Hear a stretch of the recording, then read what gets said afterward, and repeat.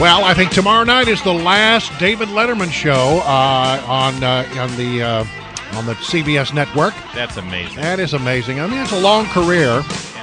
Joining us now is a guy who's doing a documentary, a special report on CNN about David Letterman as he wraps up a very interesting career. Jake Tapper, our good friend, is on the line. Hello, Jake. Good morning. How are you? I'm doing very well. So, really, when you look at it, it's a pretty impressive career. He's been on the air both first at NBC and now, of course, over at CBS. How many years now? I mean, it's incredible when you look back. 33 years. Just a few years ago, he surpassed Johnny Carson, his hero, as the longest-serving late-night talk show host in history. And it has been an amazing career. If you think about it, you guys are of a certain age, as am I, and you know that he really changed late night, and he changed comedy. He had a tremendous influence and an impact on the pop culture. Yeah, I mean, in what ways? This is sort of, obviously you've spent some time thinking about that and looking back at the old tape. What ways did he change comedy? Well, I think if you talk to some of the people that he influenced, like Conan O'Brien and Jimmy Kimmel and Seth Meyers, people who are in the documentary tonight, they'll tell you that he basically created the anti-talk show, that Johnny Carson had the quintessential talk show, and then David Letterman came along, and he showed the scenes. He showed backstage. He showed people in the control room and production hands and the guy holding the cue cards. He showed mess-ups. He made fun of things. He made fun of himself. He made fun of celebrities. He didn't automatically become obsequious when they came on his show. Sometimes he would get into fights with them. The show could be unpredictable and surprising that way.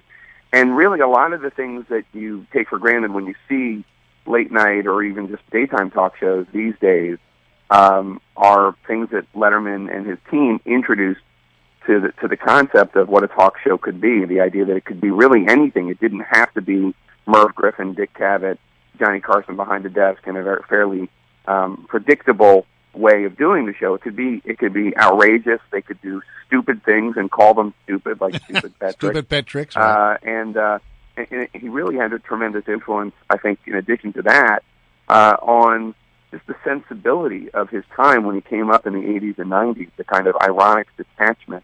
And even though Jay Leno was more successful in the ratings ultimately, I think it's hard to escape the conclusion that Letterman was much more influential. Jake Tapper, I'm really looking forward to this show. It's on tonight again. It's CNN Special Report. David Letterman Says Goodnight. It's tonight at 9 o'clock. And, I mean, I watched Letterman because I stayed up watching television when my parents didn't know I was up. You know, I was watching the old show on NBC, and it was very renegade. I felt like a rebel because I was defying. He was sort of an anarchist in a way. Yeah.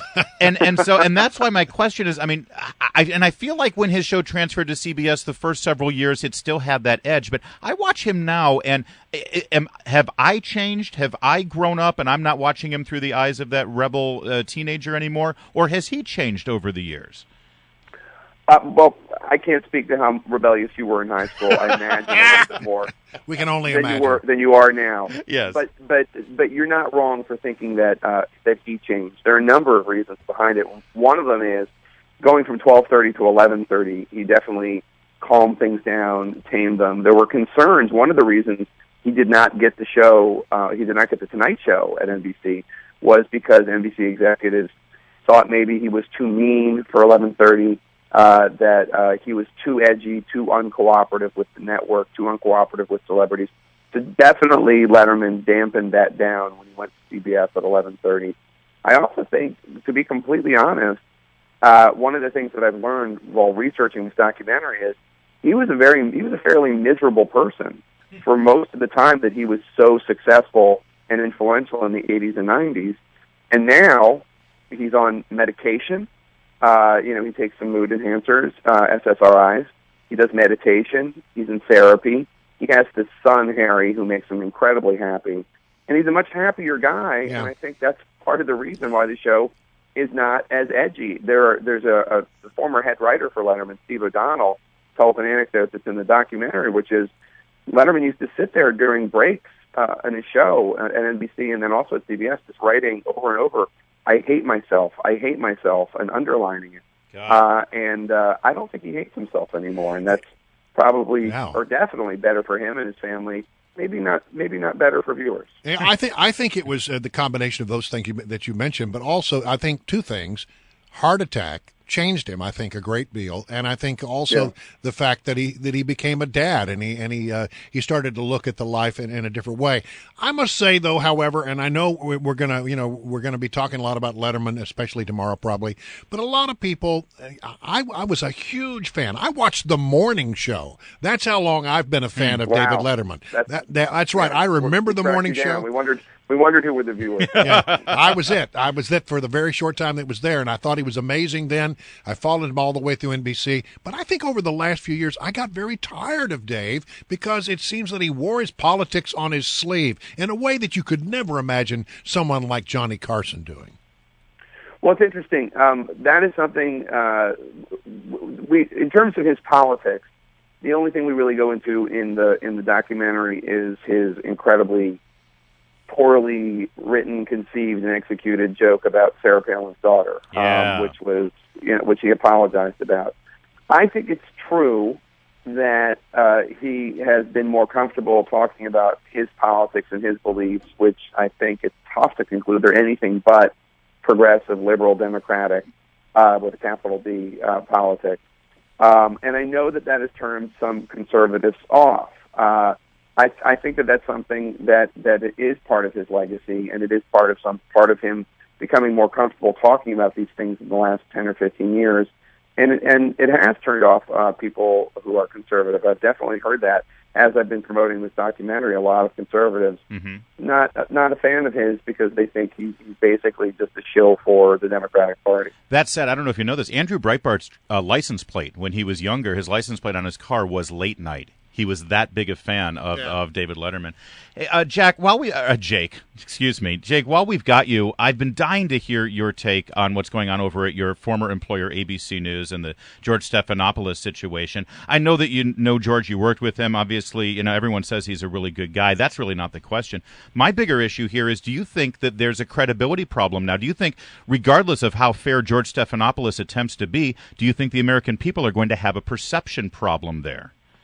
Well, I guess we'll see, and obviously, as you note, I have a tremendous number of conflicts of interest when it comes to talking about this, having formerly worked there, having been and continue to be friends with George. But at least you declare your conflicts of interest, Jake. Yeah, but I will say this, and this is a general note, and whether we're talking about O'Reilly or Williams or George or whomever, like, journalism is in a bad place right now, and every time something like this happens, there can be Schadenfreude and other, George's competitors or whatever, excited about it. But the bottom line is it hurts all of us, whether it's Brian Williams or Bill O'Reilly or George or whomever. These are all different kinds of incidents and controversies, but it hurts journalism writ large. And I think that we in journalism need to really come to a place where we realize, like, when we make mistakes, we need to own up to them immediately and apologize for them. When there are conflicts of interest, we need to disclose them immediately.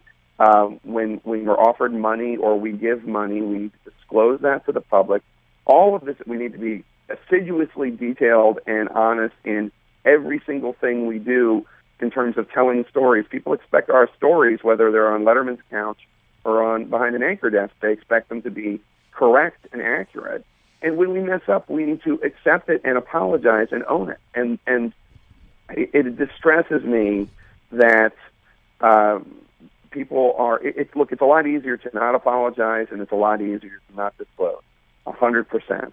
But if you are involved in something that could affect the way you are covering an issue, you need to disclose it. All right. And if you are, I think there just needs to be a day of reckoning for all of us in journalism, where all of us just kind of say, okay, you know what, we're not above these issues, and we need to just be honest and upfront with the viewers. And because we're hurting the craft, we're hurting what I continue to believe is an honorable and noble profession. Well said, Jake Tapper. We'll have to leave it right there, Jake. The special's on tonight at 9 o'clock. I'll be there.